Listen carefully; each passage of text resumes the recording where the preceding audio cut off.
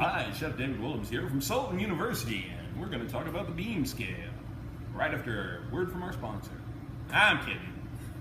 See, I'm just practicing for when my YouTube career takes off. We're going to talk about the beam scale. That's what this is. Not my favorite scale in the world. I like the digital. It's a lot more accurate, especially for small formulas. But you'll see these used a lot in our industry, and so it's important that you understand how to use them, and we will use them an indeterminate amount of time in this class. So to start off with, it's not a bad idea to zero it out, take this over and drop it onto 0 and make sure that it comes to level. Now that's not incredibly important, but that just means that your scale is ready to go and I don't necessarily need any counterweight. Now notice when I say level, it's somewhere in the middle. Now is it dead perfect? No. If I set a level on there, it might tilt one way or the other, but it's not here and it's not here. It's down in here somewhere.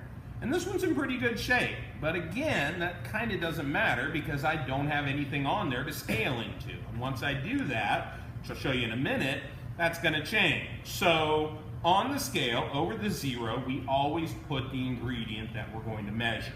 Always put the ingredient over 0. We always put the weights over the 16.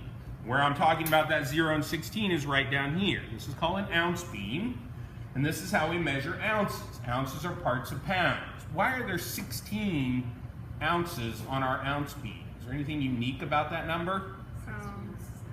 There are 16 ounces in a pound. So one trip down this beam, if we went all the way to the end, we would be prepared to scale 1 pound on this side. So we might take something that weighs approximately a pound, set it on, pretty much, maybe just a hair light, so somebody cheated us. No, I'm just kidding. It's, you know, within spec. And again, it could be a little bit closer to level, but that's not a bad indication of a pound, okay? So when we're getting ready to scale something, what we need is a container to scale into. And in the industry, I like a stainless steel bowl. They do make a bucket that goes on this scale that you can measure into, and typically it comes with a predetermined counterweight. So the bucket and the counterweight are exactly the same weight. Counterweight goes here, bucket goes here, and now I'm ready to scale a large quantity of product. But those have gone missing from these scales, so we're going to use stainless steel bowls. Now when I drop the bowl on there, we're not zeroed anymore. We need to tare the weight of the bowl. T-A-R-E. Tear, for those of you taking notes. We tear the weight of the bowl. So to do that, we're going to slide over until the scale balances. Pretty close right there. Maybe just a hair more. Let's try 9.5. That's a little heavy, so let's go back to 9.25. So now we have tared the weight. Now, if I were going to measure, say, for the sake of argument, 4 ounces of sugar, I would move the counterweight for the ounce beam over to 4 places. And since we are at 9.25, we would need to add 9.25 plus 4, which gives us 13.25. So we move this forward to 13.25.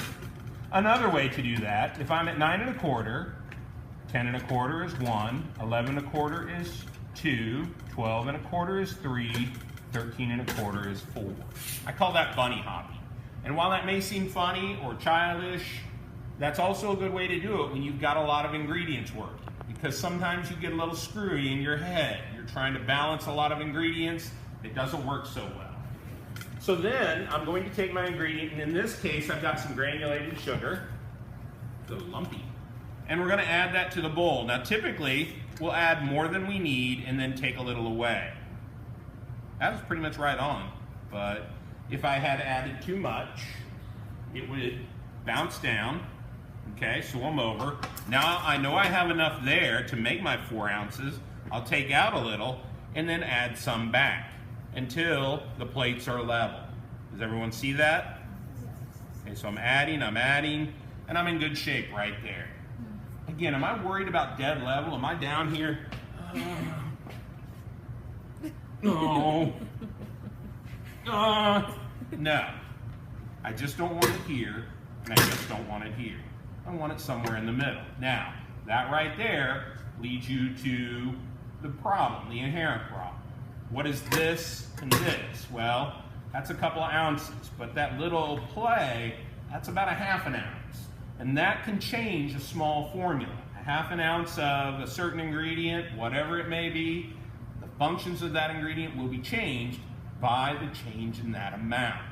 So you got to be careful with these. These are really good for large formulas, but smaller formulas, not so good. Now, for smaller amounts, they make triple beam scales. Your drug dealer probably comes with one of those. I'm just kidding. Well, I mean, he probably uses digital because they're like they're up with the times. But there are triple beam scales that weigh much smaller amounts. So there would be an ounce beam. Well, actually, drugs being expensive like they are, they're going to use the metric system. So there'd be grams, there would be milligrams, centigrams, tiny grams, whatever it is. Okay? So there would be smaller units of measurement. So they do make beam scales that'll get a little more accurate. These aren't those. These are good for large quantity, not so good for small quantity. And bananas.